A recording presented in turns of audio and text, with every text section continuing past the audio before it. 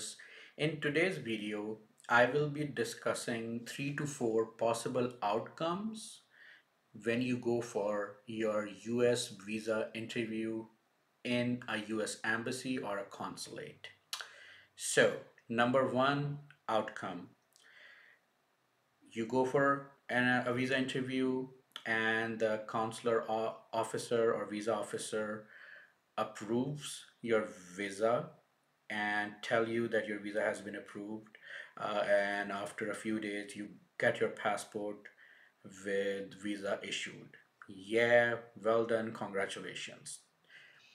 Number two, you go for a visa interview, the consular officer or visa officer is not satisfied with the reasoning you give him or her for the visit, and he or she actually denies your visa. So they stamp it that visa has been denied, and that would be the end of it. I know it's very disappointing, but definitely you can try again.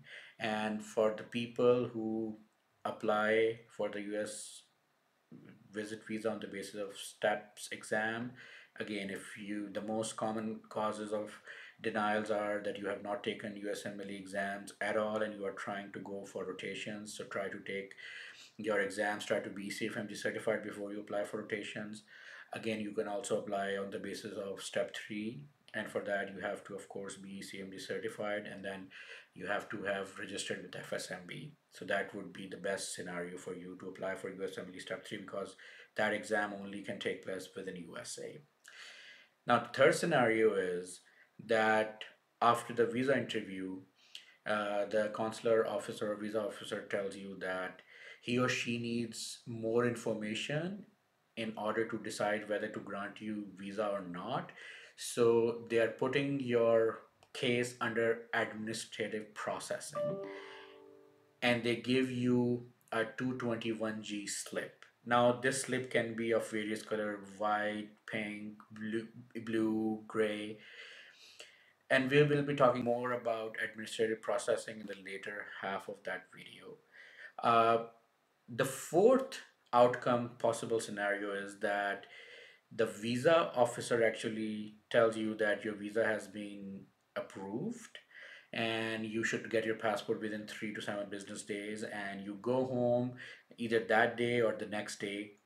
You get an email from the embassy that your visa has been placed under administrative processing.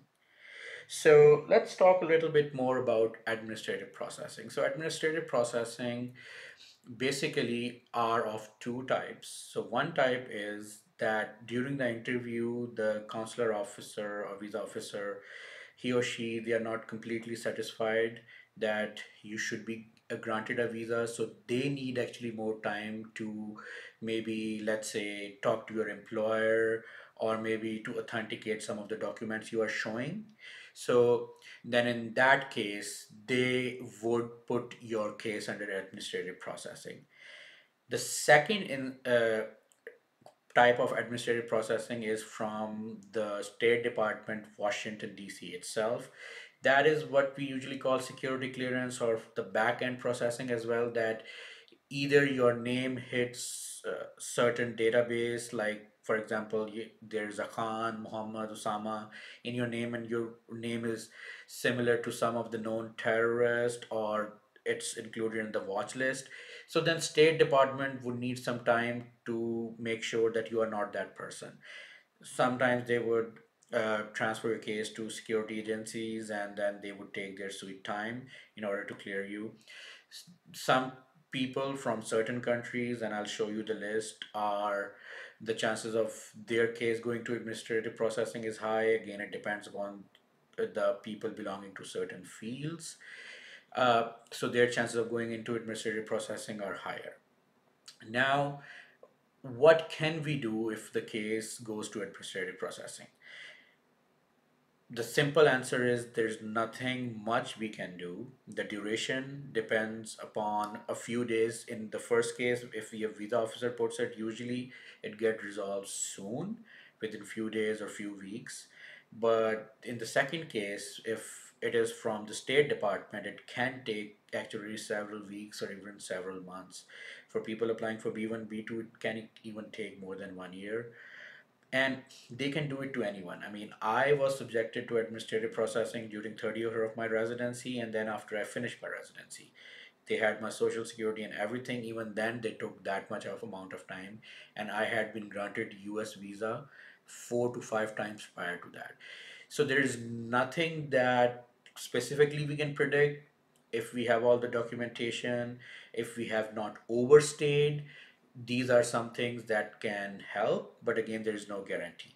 Once they put your case under administrative processing, and let's say you are applying for an elective, you have B1, B2 visa, what you can do, you can ask the hospital which has offered you the elective to maybe send an email to the consulate or embassy to support your case.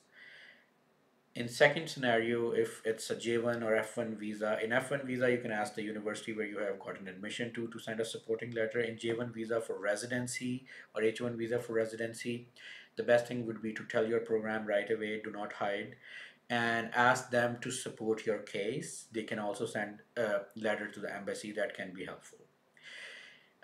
Another thing, especially for people who have gotten residency or during residency, is that you can ask the congressional representative of your area, whether that's the congressman or woman or a senator, to send supporting letter. What they usually do is they ask you to sign some documents on their website, and then they send a supporting letter. You have to acknowledge and realize one thing: there is nothing anyone can do to force the State Department to resolve the case, because it's all under the umbrella of national security. And since 9/11, they are very strict about it. So even the senators, congressional leadership, they can only request. Anyone can just request, because I mean, it's about their national security. It may sound unfair to us, but it's their country. They have the right to do that. So, I mean, and that's coming from me who has suffered from it a lot. But anyhow, so they do their diligence, and due to the sheer amount of the volume of the cases they have, it may take time. So, the last thing, and I'll be making a video about it, that anyone can do when their case is in administrative processing, is actually filing a lawsuit against State Department called writ of mandamus. That's a legal way. It's an expensive way. You have to hire a lawyer to do that, and not a lot of immigration lawyers do that. But of course, we will be talking more about it in the next video because it's a very extensive topic. Thanks a lot for watching my video. Please subscribe and share to my channel. And I wish you best of luck. I wish best of luck to all the people, especially the international medical graduates applying for US visa. Thank you.